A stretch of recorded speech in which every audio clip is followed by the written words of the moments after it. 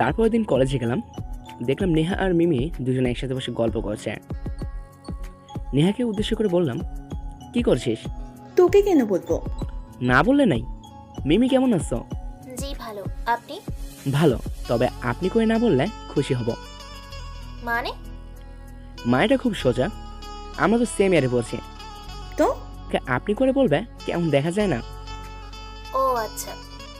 আচ্ছা, তাহলে আজ থেকে আপনি করে না তুমি করে বলবা। আচ্ছা ঠিক আছে। তোকে তুমি করে বলবো কেন? যখন বড়রা কথা বলে তখন তার মাঝে ছোটদের কথা না বলাটাই উচিত। কি? আমি ছোট? তুই তো ছোটই। নেহাকে ছোট বলে অল্পতে রেগে যায়, তাই ইচ্ছে করে ওকে রাগিয়ে দৌড়ানো খাই। দাঁড়া, তাহলে ছোটর হাতে মার খা। ধরতে পারলে তো মারবি। দাঁড়া, পালালি কেন? রনি খুব ফাজিল, তাই না? ফাজিল ঠিক আছে, কিন্তু মন মানসিকতা অনেক ভালো। তাই নাকি?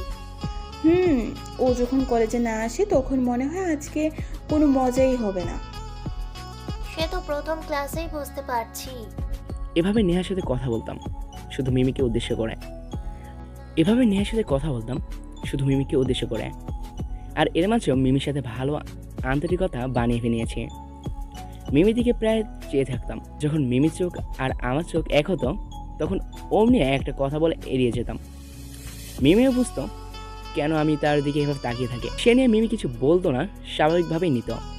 এভাবে যতই দেখছি তার প্রতি দুর্বলতা আরও বেড়ে গেছে।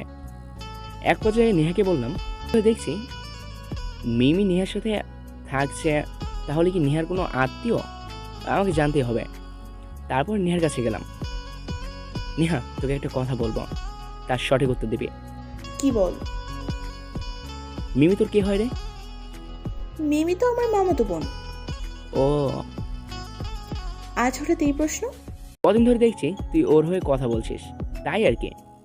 মিমি আমাদের এখানে 2 বছরের মতো থাকবে। তাহলে ইন্টারমিডিয়েট শেষ করে চলে যাবে? হ্যাঁ। চলে আসতে যাব এমন সময় নেহা বলল, রনি দাঁড়া, বল। তুই কি মিমিকে পছন্দ করছিস নাকি? আমি কোনো কথাই বললাম না। কি হলো, কথা বল। হ্যাঁ। তাই বলি, ক্লাসের সবাইকে তুই করে বলিস, আর মিমির বেলায় তুমি? তুই ঠিকই ধরেছিস, ওকে একটু রাজি করে দে না দোস্ত। আমি পারবো না। আমি ওর হাত দুটো ধরে অনুরোধ করে বললাম, তোকে পারতেই হবে দোস্ত। আচ্ছা ঠিক আছে, মিমিকে বলে দেখবো। বাঁচালি আমাকে। কিছুদিন পর তুমি এসব কি শুরু করেছো? আমি কোনো কথাই বললাম না, চুপ করে দাঁড়িয়ে আছি। আমি যেখানেই যাই সেখানেই ফলো করো, আর নেহাকে দিয়ে কি সব আবল তাবল বলছো? মিমি যা বলছে সব শুনে যাচ্ছে। দেখো, তুমি যেটা চাচ্ছ সেটা হবার নয়। কেন মিমি, আমি দেখতে কি খারাপ? ভালোবাসা কখনো চেহারা দেখে হয় না। তাহলে না করছো কেন? সরি, আমি পারবো না কোনো রিলেশনশিপে জড়াতে। আচ্ছা, তুমি কি পছন্দ করো না আগে সেটা বলো। মিমি কোনো কথাই বলছে না। মিমি, আমিও জানি তুমি আমাকে অনেক পছন্দ করো। মিমি চুপ করে আছে। মিমি চুপ করে থেকো না প্লিজ। আমি পারবো না কোনো রিলেশনশিপে জড়াতে। তাহলে আর এই জীবন রেখে কি লাভ হবে যেখানে তোমাকেই পাবো না? পাগলামো করো না, আবেগ এখন আছে, কিছুদিন পর এমনিতেই কেটে যাবে। তুমি এটাকে আবেগ বলো আর যাই বলো না কেন, তোমাকে না পেলে একটা কিছু করেই ফেলবো আমি। যা খুশি তাই করো। চিৎকার দিয়ে বললাম, মিমি কালকে আমার নিউজটা পাবে, চিন্তা করো না। যা খুশি তাই করো। নেহার কাছে ফোন করলাম। হ্যালো নেহা, হ্যাঁ বল। তুই এখন কোথায়? কেন? বাড়িতে। একটু কলেজে আসতে পারবি? কেন? আগে কলেজ যায় তারপর বলছি। কিছুক্ষণ পর নেহা আসলো। বল কি হয়েছে? আমি মনে হয় সত্যি মরে যাবো রে। কি আবল তাবল বকছিস? মরে যাবে মানে কি? মিমি আজ অনেক কথা বলে গেল, আর বলল আমি মরে গেলেও নাকি সে আমাকে ভালোবাসতে পারবে না। মিমি তোকে এইগুলো বলেছে? আমি কিন্তু মিমিকে ছাড়া সত্যি মরে যাব।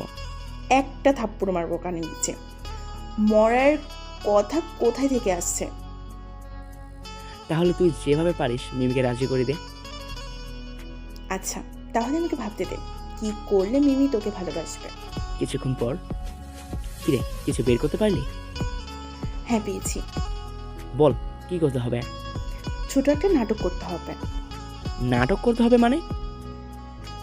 আরে হ্যাঁ, শোন তাহলে, কালকে তোকে হাসপাতালে থাকতে হবে।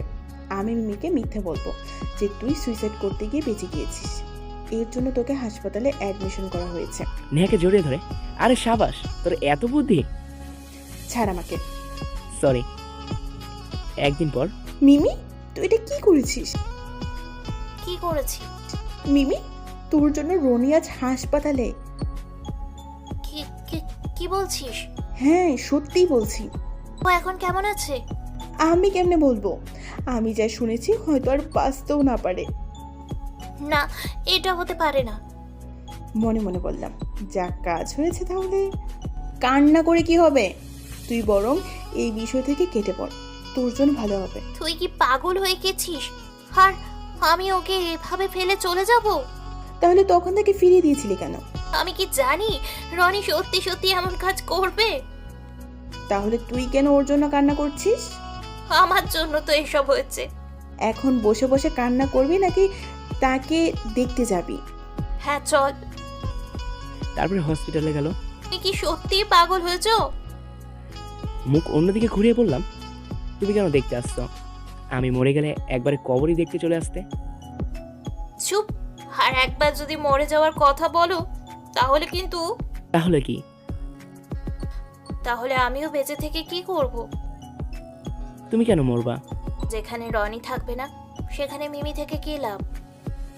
কিছু বুঝলাম না। এই মিমিও যে রনিকে অনেক ভালোবাসে, সেটা কি রনি জানে না? একটু খুশি হয়ে বললাম, কি তুমি আমাকে ভালোবাসো? হ্যাঁ। মিমি সত্যি বলছো তুমি আমাকে ভালোবাসো? বলে নিজেকে আর আটকাতে পারলাম না, মিমিকে জড়িয়ে ধরলাম। এই, তোমার না হাতে ব্যান্ডেজ করা? আমাকে জড়িয়ে ধরলে ব্যথা পাচ্ছ না? না, ব্যথা কেন পাবো? এই রে, ধরা খেয়ে গেলাম নাকি? এর মধ্যে নেহা আসলো। আমি বলছি রনির কিছুই হয়নি। কি? তাহলে এতক্ষণ নাটক ছিল তোমাদের? হ্যাঁ, নাটক ছিল। রনি আমার সাথে এমন করতে পারলে আমি আজই বাড়িতে চলে যাব। তাহলে এবার কোনো নাটক হবে না, সত্যি মরে যাব। মিমি তোকে সত্যি খুব ভালোবাসে রে, আর এই বুদ্ধিটা আমার ছিল, যাতে তোর মনের কথা সহজে বলে দিস। আহ, এক কথা, আমি তো রনিকে ভালোবাসি না। তুমি না বললে তুমি আমাকে ভালোবাসো, তাহলে না করছো কেন? তোমরা আমার সাথে চিট করেছো। আচ্ছা দাঁড়াও দেখাচ্ছি, বলে পাশে থাকা ফল কাটা ছুরি দিয়ে হাত কেটে ফেললাম। তুমি কি পাগল হয়েছো? আমি তো মজা করছিলাম। পাশে ব্যান্ডের বাক্স থাকায় সেখান থেকে ব্যান্ডেজ নিয়ে মিমি ব্যান্ডেজ করে দিল। তাহলে বললে কেন তুমি আমাকে ভালোবাসো না? বললাম তো, মজা করে বলেছি। আচ্ছা, এবার তোরা থাম, আর কোনো কথা কাটাকাটি না। তাহলে মিমিকে বল সে আমাকে ভালোবাসে কিনা। ভালোবাসি তো। এমনি বললে হবে না, তাহলে? আমাকে জড়িয়ে ধরে বলতে হবে। পারবো না। তাহলে আর কি করার, আগে থেরাপিটাই নিতে হবে, চাকুটা হাতে নিয়ে। ভালোবাসি তো, এবার খুশি? অনেক। এভাবে শুরু হয় মিমির সাথে আমার রিলেশনশিপটা।